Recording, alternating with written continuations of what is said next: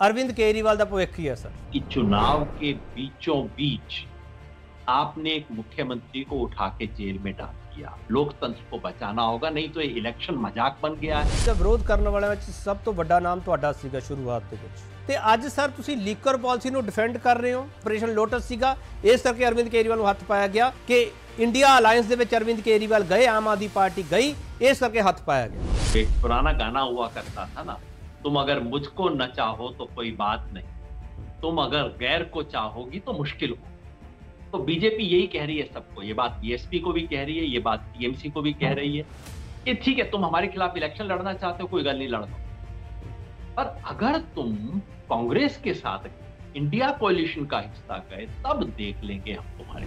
तो लगता है कि आज भी विरोधी धिर दे लई रेस ओपन है सर। इलेक्शन इस देश के मुद्दों पे लड़ा जाए और अगर ईमानदारी से चुनाव होने दिया जाए तो आज, और अगर अपोजिशन अपना काम ठीक से करे तो आज भी बीजेपी को मेजॉरिटी से पहले रोका जा सकता है। इलैक्टोरल बॉन्ड्स तो इलावा जिहड़ा इनकम टैक्स का नोटिस हुंदा पिया कांग्रेस नूं, कि उहदे विच नॉर्म्स वायलेट नहीं हुए। 30 साल पुराने केस आपको आज ही याद आए? आपको इलेक्शन शुरू होने के जस्ट पहले याद आए? आप ये बात 3 साल पहले नहीं कह सकते। मैं सरकार उत्थों ही चला लूंगा, ये नैतिकता? मेरे को नहीं लगता कि सवाल कि सरकार जेल से चलनी चाहिए। दूजा लीडर तुसी किनू मनदे हो जिहड़ा आम आदमी पार्टी की कमान या दिल्ली की कमान साम सकता है, मुख्यमंत्री बन सकता है? करप्शन के मामले में कन्विक्शन चाहे 5 दिन का हो और उन्हें इस्तीफा देना चाहिए, पर ये कन्विक्शन नहीं है, ये खेल चल रहे हैं। इसमें कम से कम मैं इस्तीफा मांगने वालों में शामिल नहीं हूँ। इसलिए दूसरा सवाल उठता ही। अरविंद केजरीवाल की खुद ईमानदार छवि दे इंसान हन जन। आज वक्त नहीं है अरविंद केजरीवाल का मूल्यांकन करने का, खासतौर पे जो आदमी जिस दिन जेल में हो और नाइंसाफी की वजह से जेल में, उस दिन बाहर बैठ के उस पर उंगली उठाना मेरी जमीर इसकी इजाजत नहीं।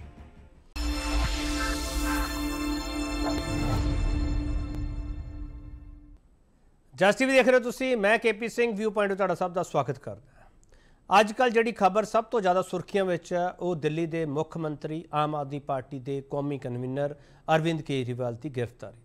अरविंद केजरीवाल के जिहड़े नेड़े साथी रहे हैं उन्हां तो बहुत सारे सवाल लए जा रहे हैं, पर उन्हां सवालों के विचाले एक नाम इहो जिहा जिहड़े कहंदे हैं कि टीवी वाले मैनूं उदों फोन करदे जो आम आदमी पार्टी का कोई मुद्दा सामने आ जाता है तो टीवी वालियां नूं लगता है कि कोई मसालेदार गल जां खुंदक आम आदमी पार्टी नाल कड्ढी जाऊगी, पर वो कहते मैं इन्हां गल्लां तो गुरेज करदा, जिथे सच्चाई है मैं उत्थे खड़ा होया। तो अज यही शख्स साडे नाल ने जिन्हां ने अरविंद केजरीवाल दे नाल अंदोलन दे विच दिन रात बताए ने। आम आदमी पार्टी जिहड़े अंदोलन चों निकली है उत्थे इस शख्स का नाम है जिहड़ा बहुत वड्डे सत्कार दे नाल लिया जांदा है। ते चाहे किसानां दी गल होवे ते चाहे स्वराज दी गल होवे, उत्थे योगिंदर यादव का नाम सब तो मोहरी हुंदा। सैफोलॉजिस्ट ने, पोलिटिकल एक्टिविस्ट ने। योगिंदर यादव सर बहुत स्वागत है सर तुहाडा। सत श्री अकाल, थैंक यू। यादव साहब मैं तो बड़े आर्टिकल्स पढ़ता रहना है, पर एक जी तुसी अपने एक्स हैंडल ते लाइन लिखी हुई है, पहले भविष्य बताता था भविष्य बनाने की कोशिश करता हूँ, पर मैं सर सवाल उत्थों ही लेना चाहना, अरविंद केजरीवाल का भविष्य ही है सर। देखिए, इस भविष्य क्या होगा ये तो बताना मेरा काम नहीं है।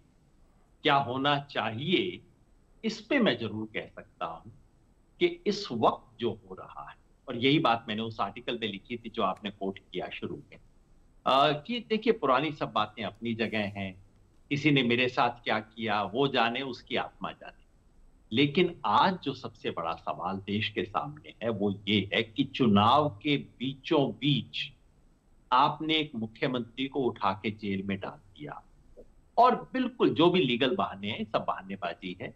असली नियत बिल्कुल साफ है कि बंदे को तोड़ो, उसकी पार्टी को तोड़ो, उसकी सरकार को तोड़ो, और ये कबूल नहीं होना चाहिए, क्योंकि अगर ये कबूल कर लिया जाए और हिंदुस्तान में अगर ये होने लग जाए फिर उसके बाद इस देश के कॉन्स्टिट्यूशन का कोई मतलब नहीं बनता, डेमोक्रेसी का कोई मतलब नहीं बनता।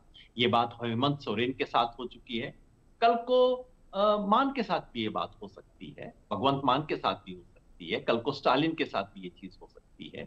तो अगर इसका विरोध नहीं किया गया, जिसको लोकतंत्र पसंद, चाहे पार्टी पसंद हो ना हो, आम आदमी पार्टी के हक में हो, उसके खिलाफ, लेकिन मैं समझता हूं जिसे लोकतंत्र जमहूरियत पसंद है, हर उस इंसान का फर्ज बनता है कि आज इसका विरोध करे। बाकी सवाल बाद में देखे जाएंगे, अरविंद केजरीवाल अच्छा है बुरा है, पार्टी अच्छी है बुरी है, ये लिकर पॉलिसी में भ्रष्टाचार हुआ था कि नहीं हुआ, ये सारे सवाल बाद में निपटे जाएंगे।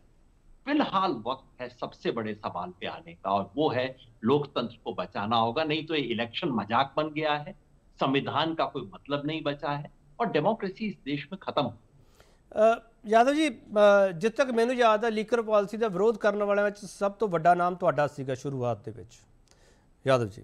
ਤੇ ਅੱਜ ਸਰ ਤੁਸੀਂ ਲੀਕਰ ਪਾਲਿਸੀ ਨੂੰ ਡਿਫੈਂਡ ਕਰ ਰਹੇ ਹੋ, ਅਰਵਿੰਦ ਕੇਜਰੀਵਾਲ ਨੂੰ ਡਿਫੈਂਡ ਕਰ ਰਹੇ ਹੋ, ਜਾਂ ਚੋਣਾਂ ਦੇ ਮੌਕੇ ਤੇ ਅਰਵਿੰਦ ਕੇਜਰੀਵਾਲ ਦੇ ਖਿਲਾਫ ਕੀਤੀ ਗਈ ਕਾਰਵਾਈ ਨੂੰ डिफेंड कर रहे हो सर? अच्छा किया आपने सवाल पूछा, क्योंकि लोग इन तीनों चीजों में फर्क नहीं करते हैं। मैंने बिल्कुल साफ किया, जब आम आदमी पार्टी लिकर पॉलिसी पहली बार लेके आई, ये वाली नहीं, इससे पहले 2015 में जब लेके आई थी, दिल्ली में ठेके लगभग डबल हो गए, हमने सड़क पे खड़े होकर उसको अपोज किया था। तो लिकर पॉलिसी को, लिकर को, किसी भी तरह के नशे को बढ़ाने का कम से कम मैं तो इस जिंदगी में सपोर्ट नहीं कर सकता। रही अरविंद केजरीवाल सच्चे हैं नहीं सच्चे हैं, इसका फैसला कोर्ट करेगा, मैं किसी को क्लीन चिट देने वाला होता नहीं हूं, और ये फैसला आज करने की जरूरत नहीं है, कोर्ट में है मुकदमा। आज आर्ग्यूमेंट के लिए मैं तो ये मानने को तैयार हूं कि भाई मान लो 2 मिनट के लिए कि लिकर पॉलिसी में बेईमानी हुई, मान लो 2 मिनट के लिए कि उसमें कोई रिश्वत का लफड़ा भी था, उसके बाद भी क्या आज इस हालत में इस एविडेंस के आधार पे अरविंद केजरीवाल को अरेस्ट करना चाहिए क्या? ये सवाल हर हिंदुस्तानी को पूछना चाहिए। आज अरविंद केजरीवाल पे पूछ रहे हैं, ये सवाल मैंने हेमंत सोरेन के बारे में भी पूछे थे, कल को स्टालिन या किसी और का नंबर आता है तब भी पूछूंगा। मेरे सिर्फ 3 सवाल। पहला ये कि जिस गवाही के आधार पे अरविंद केजरीवाल को गिरफ्तार किया गया है, क्योंकि उनके खिलाफ कोई रिटन डॉक्यूमेंट्री एविडेंस नहीं है, पुलिस भी मान रही है, ईडी भी मान रही है, एक बंदे की गवाही के बेसिस पे किया गया है, वो बंदा जिसने अपनी गवाही देने से पहले 5 करोड़ की पेशगी दी इलेक्टोरल बॉन्ड में बीजेपी को, बाद में 50 करोड़ के इलेक्टोरल बॉन्ड और खरीदे, ऐसे बंदे की गवाही पे यकीन करके किसी को कैसे अरेस्ट कर सकते हैं? दूसरा सवाल कि आपको अरेस्ट करने की क्या जरूरत है? जांच कीजिए। अरेस्ट सिर्फ 2 ही कारणों से होती है। अरेस्ट उस बंदे की होती है जांच के दौरान जिस पे डर होता है कि भाग जाए, या जो है कि एविडेंस डिस्ट्रॉय कर देगा। मुझे बताओ, अरविंद केजरीवाल, मनीष सिसोदिया, संजय सिंह कहां भाग जाएंगे, कहां एविडेंस डिस्ट्रॉय कर देंगे? आप मान लो कि हो सकता है अपराधी हैं, पर क्या वो एविडेंस डिस्ट्रॉय कर देंगे, भाग जाएंगे? और तीसरा सवाल कि मान लो अरेस्ट करना ही है आप, तो भाई इलेक्शन के बीच में करने की क्या जरूरत है? 2.5 साल हो गए, कोई आकाश टूट जाएगा, धरती फट जाएगी, 2 महीना और वेट हो लो, इलेक्शन हो लेने दो, उसके बाद आप अरेस्ट कर लेना। इसका कोई मेरे को जवाब दे। इसलिए मैं कहता हूं कि अगर इनका कोई जवाब नहीं है तो इसका मतलब है कि अरे ये सारा केस एक बहाना बना के, फिलहाल केस भले ही सच्चा हो झूठा हो, लेकिन इस वक्त नियत सिर्फ एक है, किसी तरह से पकड़ो, अंदर करो, इलेक्शन से पहले इसको अंदर करो। नहीं तो मेरा चौथा सवाल है, अगर आपका ये नियम है, मान लो ईडी कहती है जी हमें कोई मतलब नहीं है इलेक्शन से, हमें किसी से मतलब नहीं है, बंदे का खिलाफ एविडेंस आया, हमने बंदे को अरेस्ट कर लिया। अगर आपकी ये पॉलिसी है तो आप अजीत पवार को अरेस्ट क्यों नहीं कर रहे? आप एनसीपी के 10 और नेताओं को अरेस्ट नहीं कर रहे? हर चौथे दिन जो बंदा बीजेपी में एंटर हो जाता है, जिसके खिलाफ बीजेपी ने ही पहले आरोप लगाए हुए हैं, उसको अरेस्ट क्यों नहीं कर रहे? इलेक्टोरल बॉन्ड में तो मोदी जी की पूरी कैबिनेट का नाम आना चाहिए, इसको अरेस्ट क्यों नहीं कर रहे? ये सवाल है जिसका जवाब पूछना। ਤੁਸੀਂ ਅਜੀਤ ਪਵਾਰ ਹਰ ਦਾ ਜ਼ਿਕਰ ਕੀਤਾ, ਪ੍ਰਫੁੱਲ ਪਟੇਲ ਦਾ ਵੀ ਤੁਸੀਂ ਜ਼ਿਕਰ ਕਰਨਾ ਚਾਹੋਗੇ। ਮੇਰਾ ਸਵਾਲ ਹੈ ਯਾਦਵ ਜੀ, ਉਹ ਕਹਿੰਦੇ ਅਸੀਂ ਕਲੀਨ ਚਿਟ ਥੋੜੀ ਦੇਤੀ ਅਜੀਤ पवार ਨੂੰ। बिल्कुल, तो ऐसा करो, जो ट्रीटमेंट आप अजीत पवार को दे रहे हो वही ट्रीटमेंट आप अरविंद केजरीवाल को दे दो ना। आप अजीत पवार को कह रहे हो कि ठीक है कोर्ट में उसका फैसला होगा, प्रफुल्ल पटेल के खिलाफ तो केस ही वापस ले लिया अब इन्होंने। प्रफुल्ल पटेल के खिलाफ इतना सीरियस केस था, जबकि जब कांग्रेस में हुआ करते थे, जब एनसीपी में हुआ करते थे, अब वो पलट के इनके साथ आ गए हैं। सीबीआई ने उसके कुछ महीने बाद, कल परसों सीबीआई ने एप्लीकेशन दे दी कि अब इनके खिलाफ केस हम विड्रॉ कर रहे हैं। तो मैं ये क्यों ना मानूं कि ये सारी पॉलिटिकल डील ही इस काम के लिए थी कि इधर आ जाओ, पाला पलट लो तो आके इस विड्रॉ कर लो। तो जो आप, ठीक है, आप प्रफुल्ल पटेल को अभी क्लीन चिट दे दी, अजीत पवार को आप क्लीन चिट नहीं दे रहे, पर उनको जेल में तो नहीं डाल रहे ना, तो फिर अरविंद केजरीवाल को जेल में क्यों डाल रहे हो? मुकदमा चलाओ। मैं बिल्कुल चाहता हूं मुकदमा चले, मैं बिल्कुल नहीं कह रहा हूं। मैं एक बार फिर साफ कर दूं, मैं यहां पे अरविंद केजरीवाल को या मनीष सिसोदिया को, संजय सिंह को, किसी को क्लीन चिट नहीं दे रहा। जिसने भ्रष्टाचार के खिलाफ आंदोलन चलाया हो, बाकियों की एक जांच हो तो उसकी डबल जांच होनी चाहिए। कल को मेरे खिलाफ कोई भ्रष्टाचार का आरोप लगे, आप डबल जांच कीजिए, साधारण नहीं, करो जांच, केस चलाओ। लेकिन ये जो है कि केस शुरू होने से पहले उठा के जेल में बंदे को 13 महीने से रखा हुआ है, इसका मतलब क्या है? ये तो सिर्फ और सिर्फ एक पॉलिटिकल सिग्नल। ਤੁਸੀਂ ਅਰਵਿੰਦ ਕੇਜਰੀਵਾਲ ਨੂੰ ਇਨੋਸੈਂਟ नहीं मान रहे? मैं आज के आर्ग्यूमेंट के लिए, देखिए, आम आदमी पार्टी वाले जरूर कहेंगे सारा केस झूठा है, अरविंद केजरीवाल एकदम सच्चा है, ये वो। मुझे नहीं पता, मैं इस पे कोई पोजीशन आज लेने को तैयार नहीं हूं, क्योंकि मैं चाहता हूं कि कोर्ट इस चीज को देखे, कोर्ट इसके बारे में पूरा जांच करे, और कोर्ट में ठीक से अगर ईमानदारी से मुकदमा होता है, जांच होती है, कोर्ट का जो फैसला है सर माथे पे लेना चाहिए। मेरा सिर्फ एतराज सिर्फ इतना है कि आज जांच की सिचुएशन में इलेक्शन से पहले जब शुरू हो चुका है, मॉडल कोड ऑफ कंडक्ट लागू हो गया है, उसके बाद आप चीफ मिनिस्टर को अंदर बंद कर रहे हो। अगले दिन एक एमएलए पे छापा, उसके अगले दिन दूसरे एमएलए पे छापा। ये नियत सिर्फ इस इलेक्शन में ऑपोजिशन को तोड़ने की नियत से है। और एक और नियत है, आप तो मीडिया के आदमी हैं केपी, और आप बहुत सीनियर हैं और पॉलिटिक्स को बड़ी बारीकी से समझने वाले आदमी। अरविंद केजरीवाल को किस दिन अरेस्ट किया? उस दिन जिस दिन शाम को इलेक्शन कमीशन की वेबसाइट पे एक डॉक्यूमेंट आया था। वो डॉक्यूमेंट क्या था? वो डॉक्यूमेंट था जो कि बताता था कि फाइनली इलेक्टोरल बॉन्ड किस बंदे ने किस पार्टी के लिए खरीदे थे। तो जिस दिन इलेक्टोरल बॉन्ड का पूरे जी किया गया, बताइए इसके पीछे क्या नियत? इसके पीछे हेडलाइन मैनेजमेंट की नियत नहीं है कि चलो एक और मामला चलने दो। और आप देख लो, पिछले 5 दिन से, जब से अरविंद केजरीवाल को अरेस्ट किया है, 6-7 दिन हो गए हैं, चर्चा क्या चल रही है? अरविंद केजरीवाल भ्रष्टाचारी हैं कि नहीं? चर्चा क्या चलनी चाहिए थी? बीजेपी भ्रष्टाचारी है कि नहीं है? ये एयरटेल वाली पॉलिसी, ये जो पूरा अपने दिए गए सिग्नल्स जो मोबाइल कंपनियों को दिए गए हैं, उसकी पॉलिसी बदली गई सिर्फ एक कंपनी को फायदा देने के लिए, और उस कंपनी ने 150 करोड़ रुपए का चंदा बीजेपी को दिया था। फार्मा कंपनीज में क्या हुआ, माइंस में क्या हुआ, कॉन्ट्रैक्ट में क्या हुआ? पिछले 7 दिन इस देश में चर्चा इस पे चलनी चाहिए थी कि बीजेपी को गुप्त दान देने वालों को क्या क्या गुप्त इनाम मिले। उसकी बजाय चर्चा चल रही है कि अरविंद केजरीवाल भ्रष्टाचारी है कि नहीं है। ये इसके पीछे षड्यंत्र है, मैं इसलिए इसका विरोध कर रहा हूं। क्लीन चिट देने का काम करेगी बाद में। चलो मैं एक छोटा ब्रेक लेके वापस आ रहा है। जोगिंदर यादव साडे नाल ने। सवाल बहुत सारे होणगे जोगिंदर यादव हरां नूं, क्योंकि जोगिंदर यादव इस आम आदमी पार्टी नूं बहुत नेड़ियों जानते हैं, बहुत चंगी तरह समझते हैं, तो वो बहुत चीज़ां दस सकते हैं। अज किनियां दसणगे? साडा सवाल है। वापस आ रहे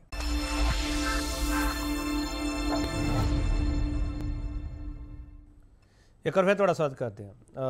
जोगिंदर जी, ਜਿਹੜੀ ਗੱਲ ਤੁਸੀਂ ਕਹਿ ਰਹੇ ਹੋ ਕਿ ਪਾਲਾ ਬਦਲ ਲਓ ਤੇ ਫਿਰ ਜਿਹੜਾ ਸਾਡੇ ਕੋਲ ਸਰਫ ਹੈਗਾ ਤੁਸੀਂ ਕਲੀਨ ਵੀ ਹੋ ਜਾਓਗੇ ਉਹਦੇ ਨਾਲ, ਮੈਂ ਇੱਕ ਚੀਜ਼ ਸਮਝਣਾ ਚਾਹੁੰਦਾ ਕਿ ਤੁਸੀਂ ਇਸ ਲਾਈਨ ਨਾਲ ਖੜੇ ਹੋ ਕਿ ਆਮ ਆਦਮੀ ਪਾਰਟੀ ਦੇ ਲੀਡਰ ਜਿਹੜੇ ਸਵਾਲ ਚੁੱਕਦੇ ਪਏ ਆ ਕਿ ਆਪਰੇਸ਼ਨ ਲੋਟਸ ਹੋਣ ਜਾ ਰਿਹਾ, ਚਾਹੇ ਦਿੱਲੀ ਹੈ ਚਾਹੇ ਪੰਜਾਬ ਹੈ, ਜੇ ਅਰਵਿੰਦ ਕੇਜਰੀਵਾਲ ਬੀਜੇਪੀ ਦੇ ਨਾਲ ਹੱਥ ਮਿਲਾ ਲੈਂਦੇ ਫਿਰ ਇਸ ਕੇਸ ਦੇ ਵਿੱਚ ਉਹਨਾਂ ਦੀ ਗ੍ਰਿਫਤਾਰੀ ਨਾ ਹੁੰਦੀ, ਉਹਨਾਂ ਨੂੰ ਹਿਰਾਸਤ ਵਿੱਚ ਨਾ ਲਿਆ ਜਾਂਦਾ। ਤੁਸੀਂ ਇਹ ਗੱਲ ਮੰਨ ਕੇ ਚੱਲਦੇ ਪਏ ਹੋ ਜੋ ਆਮ ਆਦਮੀ ਪਾਰਟੀ ਕਹਿ ਰਹੀ ਉਹ ਸਹੀ ਹੈ, ਆਪਰੇਸ਼ਨ ਲੋਟਸ ਸੀਗਾ ਇਸ ਕਰਕੇ ਅਰਵਿੰਦ ਕੇਜਰੀਵਾਲ ਨੂੰ ਹੱਥ ਪਾਇਆ ਗਿਆ, ਜਾਂ ਜਿਹੜੀ ਤੁਹਾਡੀ ਦੂਜੀ ਲਾਈਨ ਹੈ ਕਿ ਇੰਡੀਆ ਅਲਾਇੰਸ ਦੇ ਵਿੱਚ ਅਰਵਿੰਦ ਕੇਜਰੀਵਾਲ ਗਏ, ਆਮ ਆਦਮੀ ਪਾर्टी गई, इस करके हाथ पाया गया?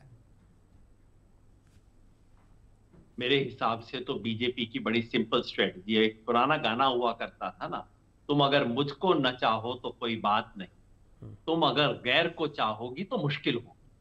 तो बीजेपी यही कह रही है सबको, ये बात बीएसपी को भी कह रही है, ये बात टीएमसी को भी कह रही है कि ठीक है तुम हमारे खिलाफ इलेक्शन लड़ना चाहते हो, कोई गल नहीं, लड़ लो, पर अगर तुम कांग्रेस के साथ इंडिया कोalition का हिस्सा गए तब देख लेंगे हम तुम्हारे।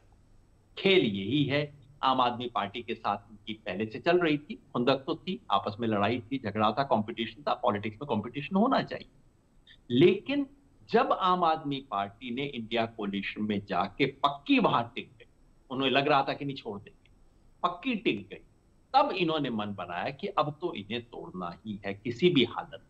तो ऐसा मुझे नजर आता है। बाकी इनकी नीयत अंदर से कोई पहचानता हो, मैं तो नहीं हूं जी, मैं तो बाहर से बैठ के आपकी तरह अंदाजा लगाता हूं। एक भारत जोड़ो यात्रा ਦੇ ਨਾਲ ਤੁਸੀਂ ਵੀ ਰਹੇ ਹੋ ਜੋਗਿੰਦਰ ਜੀ।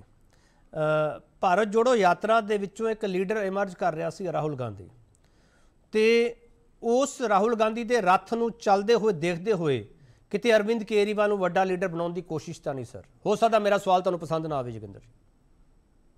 बहुत पेच होते हैं राजनीति में, सब तरह की चीज होती है, और ये भी कोई कह सकता है कि पिछले 6 दिन से अब चर्चा खाली अरविंद केजरीवाल की हो रही है, उसकी नहीं हो रही है। बीजेपी ये भी दांव खेल सकती है।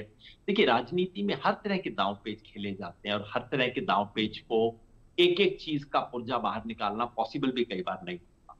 तो मैं कई बार क्या करता हूँ, सोचता हूँ कि नहीं, पूरी सामने वाले की नीयत समझना तो मेरे लिए मुमकिन नहीं, लेकिन ये मुमकिन है सोचना कि मुझे आज क्या करना।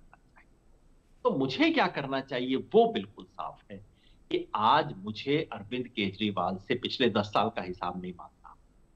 मेरे साथ क्या किया, मेरे दोस्तों के साथ क्या किया, इसका हिसाब मेरे को नहीं मांगना। वो जाने, उनकी आत्मा जाने, मेरे को कोई मतलब नहीं। आज ये शराब का केस सच्चा था झूठा था, उसका फैसला भी मुझे आज नहीं करना। इसके पीछे बीजेपी की क्या नीयत रही होगी, पूरा खुलासा मेरे लिए तो मुमकिन नहीं है। कोई आप जैसा समझदार आदमी कर दे तो अच्छी बात है, पर मैं उसमें नहीं जाऊंगा। मेरे लिए आज एक ही सवाल कि ये जो करने की कोशिश इस वक्त हो रही है, अगर मैं इसको स्वीकार कर लूं तो फिर कल मैं लोकतंत्र में बोलने लायक नहीं बचूंगा। लोग पूछेंगे तब उस टाइम तो तुम चुप थे, आज क्यों बोल रहे हो? तो बस मेरी तो कोशिश सिर्फ ये है कि इसमें जो भी नियत, आज मुझे इसके साथ खड़ा होने, अरविंद केजरीवाल के साथ नहीं, मैं आपको फिर स्पष्ट कर दूं, मैं तब भी सच के साथ खड़ा था जब उनके खिलाफ बोलता था। आज भी मेरे दोस्त मानिक गोयल दिन रात कुछ ना कुछ इनकी पार्टी के गलत कामों के बारे में बताते हैं और मैं उनका समर्थन करता हूं। कल को कोई और गलत काम करेंगे फिर विरोध करूंगा, लेकिन आज लोकतंत्र बचाने की ये ड्यूटी है, इसलिए बाकी सब चीजों पे मैं तो आंख मूंद देता हूं, सिर्फ एक चीज को देख। ਤੁਸੀਂ ਜਿਹੜੀ ਸਪਿਰਿਟ ਦੀ ਗੱਲ ਕਰ ਰਹੇ ਹੋ ਤੇ ਨਾਲ ਤੁਸੀਂ ਮੈਚ ਦੀ ਵੀ ਗੱਲ ਕਰਦੇ ਹੋ। ਮੈਂ ਇੱਕ ਦੋ ਇੰਟਰਵਿਊ ਵਿੱਚ ਤੁਹਾਨੂੰ ਸੁਣਿਆ, ਤੁਸੀਂ ਕਹਿ ਰਹੇ ਹੋ ਕਿ ਮੈਚ ਦੇ ਨੇੜੇ ਰੈਫਰੀ ਵੀ ਆਪਦੇ ਲਾਏ ਜਾ ਰਹੇ ਆ ਤੇ ਪਾਲਾ ਬਦਲਣ ਵਾਲੀ ਗੱਲ ਵੀ ਤੁਸੀਂ ਕਰਦੇ ਪਏ ਹੋ। ਤੁਸੀਂ ਕਹਿ ਰਹੇ ਹੋ ਕਿ ਜਿਹੜਾ ਪਲੇਅਰ ਗੋਲ ਕਰਨ ਵਾਲਾ ਹੁੰਦਾ ਪਹਿਲਾਂ ਉਹਨੂੰ ਕਿਵੇਂ ਰੋਕਿਆ ਜਾਵੇ। ਜੋਗਿੰਦਰ ਜੀ, ਮੇਰਾ ਸਵਾਲ ਇਹ ਹੈ ਕਿ ਜਿਹੜੀ ਟੀਮ ਹੁੰਦੀ ਹੈ ਉਹ ਨਿਰਧਾਰਨ ਕਰਦੀ ਹੈ ਕਿ ਅਸੀਂ ਕਿਹਦੇ ਨਾਲ ਮੈਚ ਖੇਡਣਾ, ਕਿਹੜੀ ਟੀਮ ਤਕੜੀ ਹੋਊਗੀ। ਮੋਦੀ ਹਰਾਂ ਦੀ ਟੀਮ ਕੀ ਚਾਹੁੰਦੀ ਹੈ ਕਿ ਅਰਵਿੰਦ ਕੇਜਰੀਵਾਲ ਉਹਨਾਂ ਲਈ ਪਰਫੈਕਟ ਪਲੇਅਰ ਹੈ ਜਿਹਦਾ ਸਾਹਮਣਾ ਕੀਤਾ ਜਾਵੇ, ਜਾਂ ਰਾਹੁਲ गांधी परफेक्ट प्लेयर है जिनका सामना किया जाए? सवाल बहुत अच्छा है, लेकिन ये सवाल आपको बीजेपी वालों से पूछना चाहिए ना, मोदी जी से पूछना चाहिए। मैं इसका क्या जवाब दूं, इनके मन में क्या है। सब तरह के खेल खेलते हैं। देखिए, मोदी जी की टीम इस वक्त उनकी नीयत क्या है, उनको ये है कि हमें इस देश में कोई ऐसी आवाज जो हो सके जो कि आगे हमारे लिए परेशानी कर सके, उस आवाज को खत्म कर देता है। उस लाइन में राहुल गांधी का भी नंबर है, उस लाइन में अरविंद केजरीवाल का भी नंबर है। अभी किसका नंबर 1 है, किसका नंबर 2 है, किसका 3 है, मुझे नहीं पता, लेकिन ये सब और ऐसे में ये बात बिल्कुल सच है कि इस सारे खेल के पीछे कहीं एक दो चीजों को दबाने की कोशिश है। एक तो इलेक्टोरल बॉन्ड के सच को, दूसरा राहुल गांधी और कांग्रेस जिस तरह के न्याय के मुद्दों को उठा रहे थे उन दोनों को दबाने। लेकिन उसका मतलब मेरे लिए ये नहीं है कि आज मैं फिर इसलिए भूल के कह दूं नहीं, अरविंद केजरीवाल वाले मामले को साइड करो। नहीं, उस मामले पे पोजीशन मुझे लेनी चाहिए, लेकिन वो देश का सिर्फ एकमात्र मुद्दा नहीं है। मुझे नहीं भूलना चाहिए कि इलेक्टोरल बॉन्ड का सच क्या है। जहां भी मौका मिलता है मैं हमेशा उसका जिक्र करता हूं। और मुझे नहीं भूलना चाहिए कि देश के सामने असली सवाल क्या है। अनएम्प्लॉयमेंट का सवाल है, महंगाई का सवाल है, औरतों की हालात है, यहाँ पे अडानी का सवाल है, इस देश की सुरक्षा का सवाल है। इन सवालों को भूलना नहीं चाहिए। एक तुहाडे साथी रहे प्रशांत भूषण, प्रोफैसर आनंद कुमार, प्रोफैसर अजीत झा, जिहड़ी पोजीशन तुसीं लै रहे हो कि सेम पोजीशन ये सारे लै रहे हैं? जे इन्हां चों कुछ जाने ये पोजीशन लै रहे हैं कि तुसीं उन्हां दे नाम दस सकते हो? मैं अन्ना हजारे बारे नहीं पूछ रहा जोगिंदर जी। मैं प्रशांत भूषण के बारे में आपको बताता हूं पहले। हाँ। प्रशांत भूषण को आज शाम को बैठा के आप उनके सर के ऊपर कीचड़ डालो और कल उन्हें अगर लगे कि केपी सिंह के साथ अन्याय हो रहा है, प्रशांत भूषण आपके साथ खड़ा हो जाएगा। वो इस कैरेक्टर और कैलिबर का आदमी है। और प्रशांत भूषण ने खुल के ये बात अभी फिर कही है। अरविंद देखिए, हम और इन विचारों के बारे में कहता हूं, प्रोफेसर आनंद कुमार ने व्हाट्सएप पे तो दिया है, स्टेटमेंट भी दिया होगा। प्रोफेसर अजीत झा तो हर 100% जो बात मैं कह रहा हूं हम दोनों ने मिलकर ही तय की है। हम दोनों इस पे एक साथ काम करते हैं, एक ही संगठन के लोग। देखो केपी, जिंदगी में आप किसी बड़े फैसले को इस आधार पे नहीं ले सकते कि उस बंदे ने मेरे साथ पहले क्या किया था। वो फिर खुंदकबाजी है। वो जिंदगी पॉलिटिक्स के अंदर कोई प्रिंसिपल नहीं। उसने जो किया हो वो किया हो, वो सारी दुनिया ने देखा, उसका सच पूरी दुनिया को पता लग गया। और क्योंकि इसलिए भी मैं कहता हूं कि जब ऐसा इंटरव्यू होता है ना, तो आप जैसा कोई बंदा मेरे से पूछता है, अच्छा फिर आपकी आम आदमी पार्टी में वापस जाने की तैयारी है, क्योंकि हमारे को इसके अलावा तीसरी चीज लग ही नहीं सकती कि कोई बंदा अपोज कर रहा है इसलिए किया होगा कि भाई टिकट नहीं मिला होगा, और सपोर्ट कर रहा है इसलिए कि अब वापस जाने की तैयारी हो, है ना। जैसा आपको पता है, जब हमने अपोज किया, हमने अपोज उस वक्त किया जब आम आदमी पार्टी अपनी सक्सेस के शिखर पे, कुछ भी मिल सकता था, ऑफर किया था। मुझे तो राज्यसभा का ऑफर था, तब हम बाहर आए। और आज अपोज कर रहे हैं, आज सपोर्ट कर रहे हैं केजरीवाल को नहीं, आम आदमी पार्टी को नहीं, एक सिद्धांत को। तब भी सिद्धांत के लिए किया था, आज भी सिद्धांत के लिए किया है। वापस जाने की कोई नियत नहीं है, कोई इच्छा नहीं है, कोई इस तरह की योजना नहीं है। और ये बात मैं ना सिर्फ अपने बारे में कह सकता हूं, प्रशांत भूषण के बारे में कह सकता हूं ये बात मैं, प्रोफेसर आनंद कुमार जो कि इस वक्त देश के उन लोगों में से हैं जिनके साथ जो तब किया, पर बाद में दुनिया ने देखा ना कितने कद का इंसान आनंद कुमार, उन्होंने पोजीशन ली है। प्रोफेसर अजीत झा ने पोजीशन ली है। मैं चारों की बात तो पक्की कह सकता हूं। एक ਤੁਸੀਂ ਮੀਡੀਆ ਨੂੰ ਕੈਟਾਗਰਾਈਜ਼ ਬਹੁਤ ਕਰਦੇ ਹੋ ਯਾਦਵ ਜੀ, ਤੁਸੀਂ ਦਰਬਾਰੀ ਮੀਡੀਆ ਸ਼ਬਦ ਵੀ ਵਰਤਦੇ ਹੋ ਯਾਦਵ ਜੀ। ਜਿਹੜਾ ਸਵਾਲ ਤੁਸੀਂ ਦੁਹਰਾਇਆ ਕਿ ਮੈਨੂੰ ਇਹ ਪੁੱਛਿਆ ਜਾਣ ਲੱਗ ਪਿਆ ਕਿ ਤੁਸੀਂ ਵਾਪਸ ਤਾਂ ਨਹੀਂ ਜਾਣਾ ਕਿਤੇ ਆਮ ਆਦਮੀ ਪਾਰਟੀ 'ਚ, ਤੁਹਾਡੇ ਤੋਂ ਇਹ ਸਵਾਲ ਹੋਣਾ ਸ਼ੁਰੂ ਹੋ ਚੁੱਕਿਆ। ਤੁਸੀਂ ਉਹਦਾ ਜਵਾਬ ਵੀ ਬੜਾ ਬੇਵਾਕੀ ਨਾਲ ਦਿੰਦੇ ਹੋ ਵੀ ਮੈਂ ਤਾਂ ਉਦੋਂ ਛੱਡਿਆ ਆਇਆ ਸੀ ਜਦੋਂ ਮੈਨੂੰ ਸਭ ਕੁਝ ਮਿਲਦਾ ਪਿਆ ਸੀ। ਯਾਦਵ ਜੀ, ਇਹ ਸਪਿਰਿਟ ਤੁਹਾਡੇ 'ਚ ਆਉਂਦੀ ਕਿੱਥੋਂ ਹੈ? मेरी खुशकिस्मती थी कि जब मैं यंग था मुझे ऐसे लोगों का सत्संग मिला जो दुनिया में हो सकता है लोगों को 7 जन्म में ना मिलता हो। मुझे किशन पटनायक का सत्संग मिला। मेरे पिताजी भी बहुत एक अपने तरह से बिरले किस्म के इंसान थे। इमरजेंसी में खड़े हुए थे। छोटे से कॉलेज में प्रोफेसर थे, लेकिन इमरजेंसी के खिलाफ बोलना है, इंदिरा गांधी के खिलाफ बोलना है, पता नहीं कहां से उनमें ऐसी हिम्मत होती थी। मगर जब मैं बड़ा हुआ तो मुझे ऐसे इतने खूबसूरत लोगों का साथ मिला, और बिल्कुल बाई चांस मिला। मतलब ऐसा मैंने कुछ नहीं किया था कि मैं कोई डिजर्व करता हूं। बाई चांस मुझे इतने सुंदर लोगों का, इतने हिम्मत और प्रिंसिपल वाले लोगों का साथ मिला कि कुछ उनकी परछाई पढ़ पढ़ के पत्थर भी होता तो उस पर कुछ असर हो जाता। मेरे पे भी कुछ असर हो गया। चलो, मैं एक छोटा ब्रेक लगे वापस आ रहा। जोगिंदर यादव साडे नाल ने, सवाल होर भी होणगे। कोई जोगिंदर यादव जिहड़ी पोजीशन लै रहा है उस पोजीशन के पिछे सवाल बाकी है, तो सवाल पूछूंगा जरूर।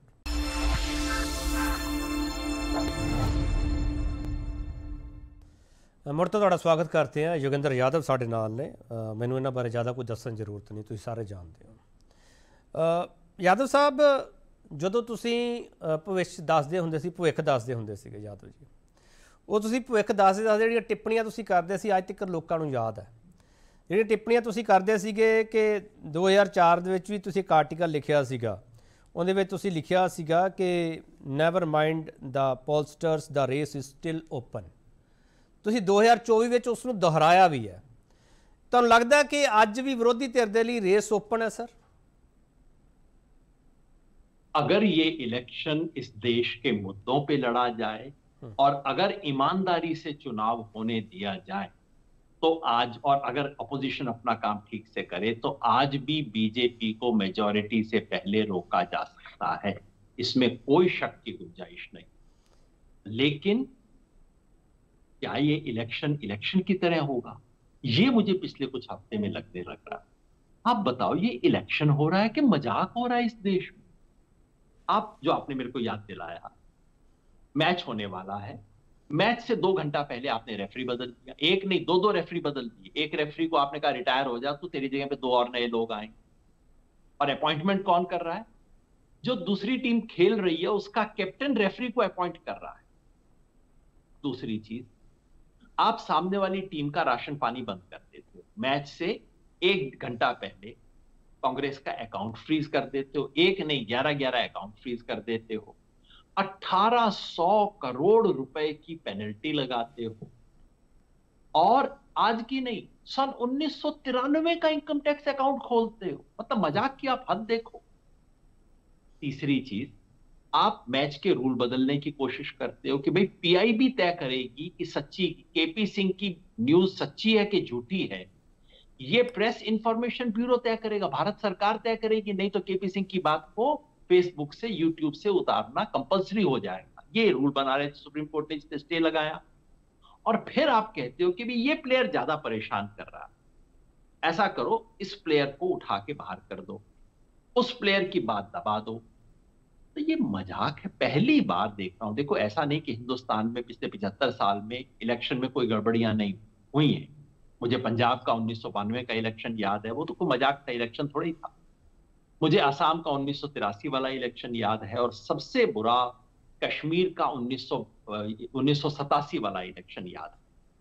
लेकिन इस देश के किसी भी नेशनल इलेक्शन के बारे में आप ये नहीं कह सकते थे कि भाई इलेक्शन में जो ओवरऑल रिजल्ट आया वो कुछ डाउट वाला था।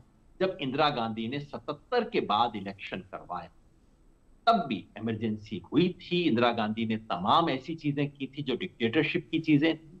लेकिन इलेक्शन के वो 2.5 महीने सब कुछ खुल गया था। इलेक्शन इलेक्शन की तरह हुआ, और फिर रिजल्ट आया, इंदिरा गांधी हार गई। ये जो है, ये तो इलेक्शन इलेक्शन की तरह ही नहीं हो रहा। तो मतलब आप फोरकास्ट करेंगे, आप बाकी भविष्यवाणी करेंगे इस बेसिस पे ना कि भाई जनता को खबर पहुंचेगी, जनता अपना मन बनाएगी। 10 साल से बीजेपी ने राज किया है, बीजेपी अपना अकाउंट देगी, जनता देखेगी, जनता को पसंद आएगा तो दोबारा वोट देगी या नहीं देगी। ये होता है इलेक्शन। इस बार तो इलेक्शन हो ही नहीं रहा। मेरे को इस चीज का अब डर है। और अभी तो मैंने ईवीएम का चर्चा खोला ही नहीं। ईवीएम में कोई मेरी पोजीशन नहीं है। मैं तो सिर्फ इतना कह रहा हूं कि इस देश का ऑपोजिशन कह रहा है, पिछले 10 महीनों से कह रहा है इलेक्शन कमीशन को कि जी हमारे को एक मीटिंग कर लो, हमारे कुछ सवाल है ईवीएम के बारे में, उसका जवाब दे दो। इलेक्शन कमीशन चिट्ठी का जवाब नहीं दे रहा है उनको। अब बताओ ये क्या मजाक हो रहा है इस देश में। इसलिए मुझे लगता है कि सिर्फ बैठ के हम गणित करें, ये सारी चीज करें, सब करते हैं, मैं भी पहले किया करता था, आज भी करता हूं। लेकिन इस सब में ये मामला एक्चुअली लोगों के वोट के आधार पे होगा या कुछ और खेल होगा, कहना बड़ा मुश्किल है। ਤੁਸੀਂ ਇਲੈਕਟਰਲ ਬੌਂਡਸ ਦਾ ਵਾਰ-ਵਾਰ ਜ਼ਿਕਰ ਕਰਦੇ ਪਏ ਹੋ। ਜਿਹੜਾ 1823 ਕਰੋੜ ਦਾ ਤੁਸੀਂ ਜ਼ਿਕਰ ਕੀਤਾ ਕਾਂਗਰਸ ਦੇ ਲਈ, ਜਿਹੜਾ ਇਨਕਮ ਟੈਕਸ ਦਾ ਜਿਹੜਾ ਪੈਨਲਟੀ ਦੇ ਤੁਸੀਂ ਗੱਲ ਕਰਦੇ ਪਏ। ਸੀਤਾਰਾਮ ਕੇਸਰੀ ਦਾ ਤੁਸੀਂ ਜ਼ਿਕਰ ਕਰਦੇ ਪਏ ਹੋ, ਜਿਹੜਾ 53 ਕਰੋੜ ਤੋਂ ਉੱਪਰ ਦਾ ਜਿਹੜਾ ਤੁਸੀਂ ਕਹਿ ਰਹੇ ਹੋ ਕਿ 93 ਦਾ ਉਹਦਾ ਜ਼ਿਕਰ ਹੋ ਰਿਹਾ। ਮੇਰਾ ਸਵਾਲ ਹੈ ਕਿ ਤੁਸੀਂ ਇਲੈਕਟਰਲ ਬੌਂਡਸ ਦੇ ਵਿੱਚ ਤਾਂ ਆਪਦੀ ਪੋਜੀਸ਼ਨ ਲਿੱਤੀ ਹੋਈ ਹੈ ਕਿ ਉਹਦੇ ਵਿੱਚ ਇਹ ਸਭ ਕੁਝ ਹੋਇਆ, ਪਹਿਲਾਂ ਪੇਸ਼ਗੀ ਕੀਤੀ ਗਈ, ਉਸ ਤੋਂ ਬਾਅਦ ਸੌਦਾ ਹੋਇਆ, ਤੁਸੀਂ ਇਹ ਗੱਲ ਕਹਿੰਦੇ ਹੋ। ਇਲੈਕਟਰਲ ਬੌਂਡਸ ਤੋਂ ਇਲਾਵਾ ਜਿਹੜਾ ਇਨਕਮ ਟੈਕਸ ਦਾ ਨੋਟਿਸ ਹੁੰਦਾ ਪਿਆ ਕਾਂਗਰਸ ਨੂੰ, ਕੀ ਉਹਦੇ ਵਿੱਚ ਨॉर्म्स वायलेट नहीं हुए? जरूर किया। मैं मान के चलता हूं कांग्रेस ने, हर पार्टी, इस देश की 90% पार्टियां इनकम टैक्स के अंदर 100% ठीक काम नहीं करती। ठीक है, उनमें वॉयलेट हो गए। और जो जो इलेक्शन कमीशन, जो आईटी वाले कह रहे हैं कि भाई आपने पूरा 100% हमें अकाउंट नहीं दिया है, आपने एक एक जो फंडर था उसका नाम नहीं दिया। कुछ के केसेस में कांग्रेस ने लिख के दिया कि जी हमें पता नहीं, हम बता नहीं पा रहे कहां से आया, लेकिन फला आया। ठीक है, आप उसको देखो। मेरे 2-3 सवाल। पहला सवाल ये कि ये 5-6 साल के केस, 30 साल पुराने केस आपको आज ही याद आए? आपको इलेक्शन शुरू होने के जस्ट पहले याद आए? आप ये बात 3 साल पहले नहीं कह सकते थे। 3 साल पहले कहते उनके पास कोर्ट में जाने का रास्ता होता। 2 साल पहले कहते फिर भी वो अपील कर सकते थे। इलेक्शन से जस्ट पहले करना पर्पस क्या है? पर्पस है कि आप अकाउंट फ्रीज कर। असली बात अकाउंट फ्रीज करना। तो मेरे को इस पे ऐतराज है।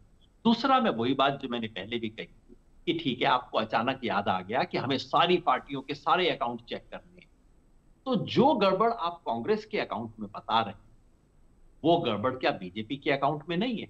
मैंने चेक किया वेबसाइट में, बीजेपी ने भी एग्जैक्टली वही बात लिखी हुई है जो कांग्रेस ने लिखी हुई है। तो बीजेपी को भी नोटिस दे दो, जरा एक बार उनका भी अकाउंट फ्रीज कर दो ना। ज्यादा मोटा अकाउंट फ्रीज होगा, ज्यादा मजा आएगा, जरा दुनिया को पता भी लगेगा, इनकम टैक्स की बल्ले बल्ले भी हो जाएगी। वो क्यों नहीं करते? बार बार मैं कह रहा हूं केपी भाई, एक बात, इनकी ये नीयत बिल्कुल साफ। मामला इनकम टैक्स वसूल करने का नहीं है, मामला किसी तरह से इलेक्शन के बीच में ऑपोजिशन के अकाउंट फ्रीज करने का है, ताकि मैच से पहले इनको मैच में इनका राशन पानी बंद करवा दो। बाद में होता रहेगा, कोर्ट में जाएंगे, हो सकता है छूट मिल जाए, हो सकता है सब कुछ हो जाए, लेकिन तब तक तो मामला तो निबेड़ दिया ना इन्होंने। उस पे मेरे को एतराज है। ये इलेक्शन के नाम पे जो मजाक हो रहा है इस देश में, उस पे एतराज है। ਤੁਸੀਂ ਨੀਤੀ ਦੀ ਗੱਲ ਕਰਦੇ ਪਿਓ, ਮੈਂ ਨੈਤਿਕਤਾ ਵਾਲਾ ਸਵਾਲ ਜ਼ਰੂਰ ਤੁਹਾਡੇ ਤੋਂ ਲੈਣਾ ਚਾਹੁੰਦਾ ਕਿ ਜੋ ਅਰਵਿੰਦ ਕੇਜਰੀਵਾਲ ਕਹਿ ਰਹੇ ਆ ਕਿ ਮੈਂ ਸਰਕਾਰ ਉੱਥੋਂ ਹੀ ਚਲਾ ਲੂੰਗਾ, ਇਹ ਨੈਤਿਕਤਾ है?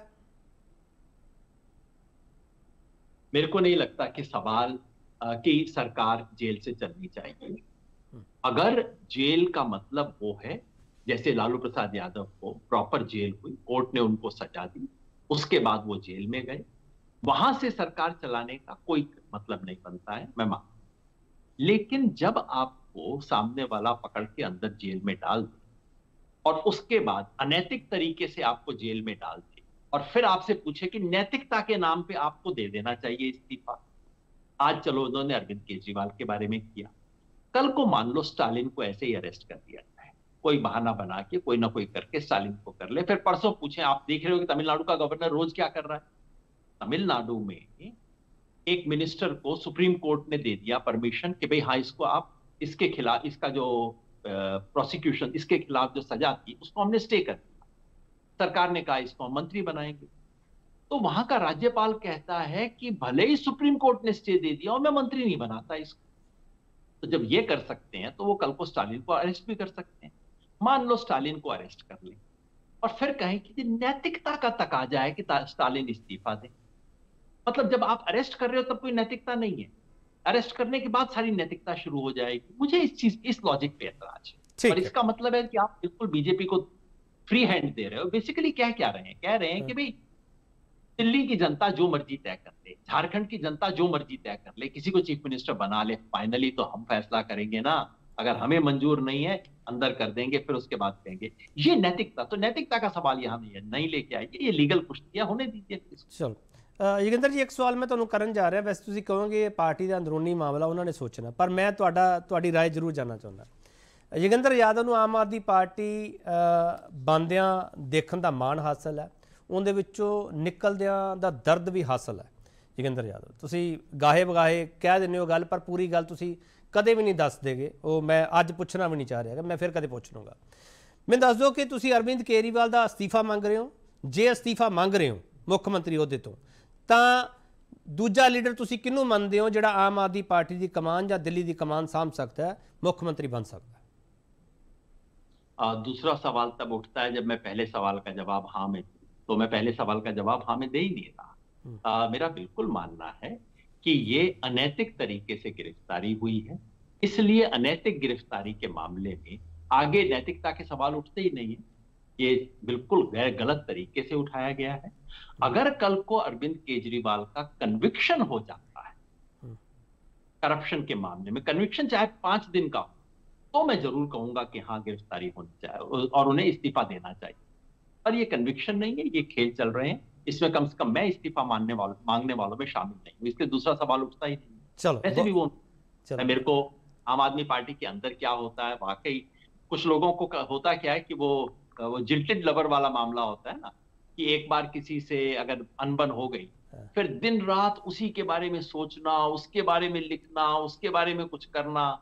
और मैंने और हमारे दोस्तों ने सन 2015 में कहा था, और मैं समझता हूं पिछले 9 साल में उस पर हम कायम रहे, कि अब अपनी जिंदगी हम इनकी आलोचना करने में नहीं लगाएंगे।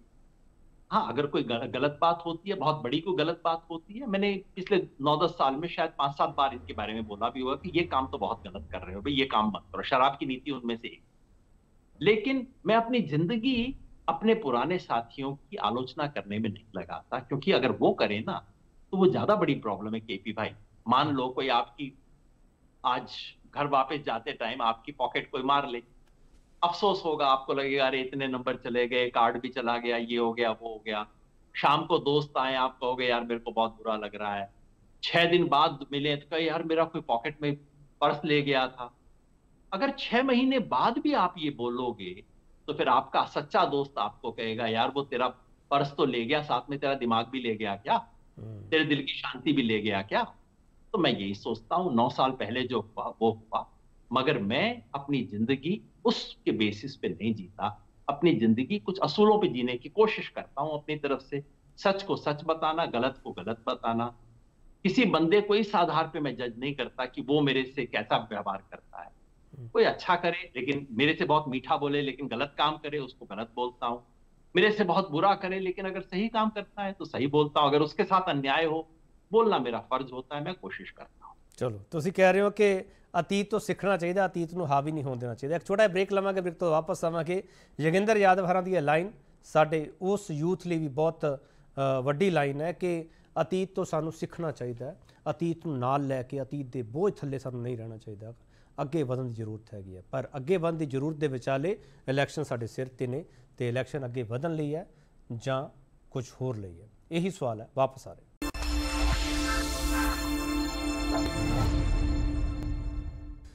ਬ੍ਰੇਕ ਤੋਂ ਬਾਅਦ ਇੱਕ ਵਾਰ ਫਿਰ ਤੁਹਾਡਾ ਸਵਾਗਤ ਕਰਦੇ ਹਾਂ। ਯਾਦਵ ਜੀ, ਤੁਹਾਡੇ ਇੱਕ ਪੁਰਾਣੇ ਸਾਥੀ ਨੇ ਕੁਝ ਦਿਨ ਪਹਿਲਾਂ ਇੱਕ ਆਰਟੀਕਲ ਲਿਖਿਆ ਸੀਗਾ, ਉਹਦੇ ਵਿੱਚ ਉਹਨਾਂ ਨੇ ਬੜੇ ਸਾਫ਼ ਸ਼ਬਦਾਂ ਵਿੱਚ ਇਹ ਗੱਲ ਲਿਖੀ ਸੀ, ਤੁਸੀਂ ਵੀ ਪੜ੍ਹਿਆ ਹੋਊਗਾ ਆਰਟੀਕਲ ਉਹ ਜ਼ਰੂਰ। ਉਹਨਾਂ ਨੇ ਲਿਖਿਆ ਸੀਗਾ ਕਿ ਸੈਕਿੰਡ ਲੀਡਰਸ਼ਿਪ ਹੈ, ਜਿਹੜੀ ਸੈਕਿੰਡ ਲਾਈਨ ਲੀਡਰਸ਼ਿਪ ਹੈ, ਆਮ ਆਦਮੀ ਪਾਰਟੀ ਵਿੱਚ ਪੈਦਾ ਨਹੀਂ ਹੋਈ। ਤੁਸੀਂ ਇਸ ਨਾਲ ਇਤਫਾਕ ਰੱਖਦੇ ਹੋ ਸਰ? हिंदी में कहते हैं दूसरे के फटे में पाँव नहीं देता, तो मैं बहुत ज्यादा वक्त नहीं लगाता। हाँ, इस देश की तमाम पार्टियों के अंदर एक बीमारी आई है, वो फैमिली वाली है, एक नेता वाली है। ऐसा कहना कि सिर्फ आम आदमी पार्टी में बीमारी है तो सच नहीं होगा। बीमारी तो है, ये कोई कहे कि बीमारी नहीं है तो ये सच नहीं होगा। कोई ये कहे कि सिर्फ आम आदमी पार्टी में बीमारी है, ये भी सच नहीं होगा। जो पार्टी इस देश की राजनीति को सुधारने और बदलने आई थी, आज एक सवाल, आज का नहीं, कई साल से वो सवाल है कि क्या पार्टी ने देश की राजनीति को बदला या कि देश की राजनीति ने उस पार्टी को बदल दिया। लेकिन जैसा मैंने कहा, ये मेरे लिए आज के सवाल नहीं। आपने व्यू पॉइंट कहा, आपका प्रोग्राम है व्यू पॉइंट। व्यू पॉइंट इस पे डिपेंड करता है आप कहाँ खड़े हैं, किस दिन खड़े। और मैं आज के दिन के सवाल पूछना चाहता हूं, आज से 5 साल पुराने सवाल या आज से आने वाले 5 साल के सवाल, उस पर मैं नहीं करना चाहता। आज का सवाल ये नहीं है कि आम आदमी पार्टी अपने उसूलों पे कायम रही या नहीं, इसका फैसला जनता करेगी, वक्त आने पे करेगी। आज सवाल ये भी नहीं है कि शराब की नीति अच्छी थी या बुरी थी, करप्शन हुआ कि नहीं, इसका फैसला कोर्ट करेगा। आज सवाल जो है मैं उस पर बहस करना चाहता हूं। मैं पिछले दौर की एक गल नूं लैके अज नाल तुहाडे तो जुड़िया होया सवाल करना चाहुंदा। जन लोकपाल का जिक्र होया सीगा, तुसी भी उस अंदोलन दे विच बहुत अगे सीगे यादव जी। जे अज वो सब कुछ हुंदा तां की ये हालात देखने पैंदे जोगिंदर यादव? आपको ईमानदारी से बताऊं, जब उस आंदोलन के दौरान हमारे साथी कहते थे कि जन लोकपाल बन जाए बस सारी प्रॉब्लम सॉल्व हो जाए, मैं उससे इतना इत्तेफाक तब भी नहीं रखता। अगर आप ध्यान से उस जमाने की चीजों को, राइटिंग्स को भी देखें, तो मैंने कहा था मेरे लिए आंदोलन लोकपाल का नहीं, लोकबल का आंदोलन। उस जमाने भी मैं कहता था लोकबल ज्यादा इंपॉर्टेंट है, लोकपाल नहीं। और लोकपाल की इंस्टीट्यूशन में एक खतरा था। खतरा ये था कि सरकार किसी ना किसी तरीके से लोकपाल बनाने में भी कुछ झांसा कर देगी। आज इस देश के लोकपाल कौन है, सारी दुनिया जानती है। जब वो लोकपाल जी सुप्रीम कोर्ट के जज होते थे तो उन्होंने क्या किया था, सारी दुनिया जानती। अगर आज ये सारे केस उस लोकपाल के पास चले जाएं तो क्या फैसला होगा, सारी दुनिया जानती। इसलिए लोकपाल पे सिर्फ सारी उम्मीद टांग देना मुझे उस वक्त थोड़ा असमंजस होता था उसके बारे में। और आज तो बिल्कुल तय है कि नहीं, किसी एक इंस्टीट्यूशन के आधार पे देश में करप्शन खत्म नहीं किया जा सकता। जनता ज्यादा जरूरी है, सिर्फ लोकपाल। एक सवाल मैं होर तुहानूं पुछ रहा यादव जी, हो सकता है ये सवाल है जिहड़ा तुहानूं ज़्यादा पसंद भी ना आवे। मैं एक अद्धा सवाल अपने इंटरव्यू जरूर इहो जिहा पुछदा जिहड़ा पसंद ना आवे। आपका हक है सर, यही तो मीडिया है। चलो यादव जी, मैं सवाल करना चाहना, अरविंद केजरीवाल ਨੂੰ बतौर मुख्य मंत्री आम आदमी पार्टी के कौमी कन्वीनर तो पासे रख के मैं एक सवाल पूछना चाहना, अरविंद केजरीवाल की खुद ईमानदार छवि दे इंसान हन या नहीं? आपने सवाल पूछा ईमानदार छवि के इंसान हैं या नहीं। मैं समझता हूं इस देश के बहुत लोग समझते हैं कि वो ईमानदार छवि के इंसान हैं। मैं सच बताऊं तो जब आम आदमी पार्टी में भी था, मैं उनके बहुत नजदीक नहीं था। कोई कहे कि मैं बहुत नजदीकी दोस्तों में से, यार में, मित्र मंडली में, उस तरह के काम में पॉलिटिक्स में कभी कर नहीं पाया। शायद उस लिहाज से मैं अपने आप को, जिसे सफल कहते हैं, उस लाइन में मैं कभी नहीं आ पाया। तो कोई बहुत अंदरूनी खुफिया जानकारी रखता हूं, ऐसी मेरी बात नहीं है। जो पब्लिक में इंफॉर्मेशन आती है वही देखता हूं। और जैसा मैंने कहा, आज वक्त नहीं है अरविंद केजरीवाल का मूल्यांकन करने का, खास तौर पे जो आदमी जिस दिन जेल में हो और नाइंसाफी की वजह से जेल में हो, उस दिन बाहर बैठ के उस पर उंगली उठाना, मेरी जमीर इसकी इजाजत थी। यादव जी, एक सवाल होर करना चाहना मैं तुहानू, तुसीं कहने भी अज मौका नहीं हैगा अरविंद केजरीवाल का मूल्यांकन किया जाए। मैं पूछना चाहना कि अरविंद केजरीवाल तो उम्मीद की जा सकती है कि योगेंद्र यादव ने जिस तरीके नाल अरविंद केजरीवाल के लिए स्टैंड लिया, तुसीं क्लीन चिट नहीं दी, तुसीं जिहड़ा स्टैंड लिया, जिहड़ी तुसीं पोजीशन लई है, वैसे तुसीं हमेशा कहने मैं फल की उम्मीद नहीं करदागा, पर अरविंद केजरीवाल तो कोई रिवर्ट चाहुंदे हो तुसीं योगेंद्र यादव बारे कोई कमेंट करन, चाहे जेल चो करन, चाहे बाहर आके करन, कदे किसी मौके आके करन, चाहे अज तो 5 साल बाद करन, चाहे 10 साल बाद करन, भी योगेंद्र यादव ने सच दे नाल ਜਾਂ पोजीशन ਦੇ ਨਾਲ अपना स्टैंड स्पष्ट ਕੀਤਾ ਸੀਗਾ। ਕੀ ਤੁਸੀਂ ਚਾਹੁੰਦੇ हो जोगिंदर जी? मैं फिर कह दूं, मैं आज अरविंद केजरीवाल के साथ खड़ा नहीं। मुझे जो सच महसूस होता है उसके साथ खड़ा। अगर अरविंद केजरीवाल मुझे बाहर आके जेल से गाली भी देंगे, उसके बाद भी मैं यही बात कहूंगा। उन्होंने पहले मेरे बारे में कई अच्छी बुरी बातें कही हैं, फिर भी मैंने यही कहा है। जिंदगी में जो आप करते हैं, ये गुरु से सीखा मैंने, किशन पटनायक से सीखा। वो बहुत कोई धर्म वाले आदमी नहीं थे, लेकिन मैं समझता हूँ कुछ लोगों को जो मैं पॉलिटिक्स में मिला, वो लोग ज्यादा स्पिरिचुअल। किशन पटनायक उनमें से थे। जो सामने वाला जो मर्जी करता जाए, मुझे एक लकीर पे चलना है, जो सच की लकीर है, उस पे चलते जाए बिना कोई उम्मीद के। वैसे भी मैं एक दूसरे तरह से भी देखता हूँ केपी भाई, अरविंद भाई ने मेरे साथ, आनंद जी के साथ, प्रशांत जी के साथ किया, वो अरविंद और उसकी जमीर के बीच का मामला है, उसमें मैं कहां आता हूं। हाँ, मैं अरविंद के बारे में क्या बोल दूं, वो मेरी और मेरी जमीर के बीच में आता है, उसमें मेरी जिम्मेवारी होती है। बस मुझे उस पर रहना चाहिए, बाकी वो जाने, उनकी जमीर जाने, मैं बीच में क्यों खामखा अड़ूं उसमें। तुसीं ना कुछ कह के भी बहुत कुछ कह दिता जोगिंदर यादव। तुसीं अखीर में कुछ कहना चाਹੁੰਦੇ हो? सारे इंटरव्यू समाप्त करने लगे। मैंने ये बात अपने पिताजी से सीखी थी। उन्होंने मुझे कहा कि अच्छा, सामने वाला तुम्हारे बारे में जो कहता है, वो तुम्हारे बारे में मीठी बात बोल देगा, तुम उसके बारे में अच्छी अच्छी बातें कहनी शुरू कर दोगे। वो तुम्हारे बारे में कुछ बुरी बात बोल देगा, तुम उसका गिच्ची पकड़ लोगे। इसका मतलब है सामने वाला तुम्हें कंट्रोल कर रहा है, वो जो मर्जी तुमसे करवा सकता है। तुम अपनी लकीर पे कायम रहो ना। सामने वाला मीठी बात भी करे, लेकिन अगर गलत कर रहा है, इतनी तो हिम्मत होनी चाहिए अपने भाई को, और उन्होंने कहा था अपने बाप को भी तुम बोल सको कि नहीं, तुम गलत काम कर रहे हो।